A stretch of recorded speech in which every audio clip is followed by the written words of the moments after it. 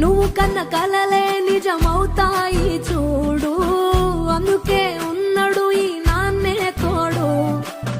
దశరథ మహారాజే నాన్నై పుట్టాడు, నువ్వు రాముడంత ఎదగరనేడు. చరితలు ఎన్నడు చూడని మమతల గూడే వీధిలో, సంపద అంటే ఏదో కాదురో, ఇంతకు మించి అది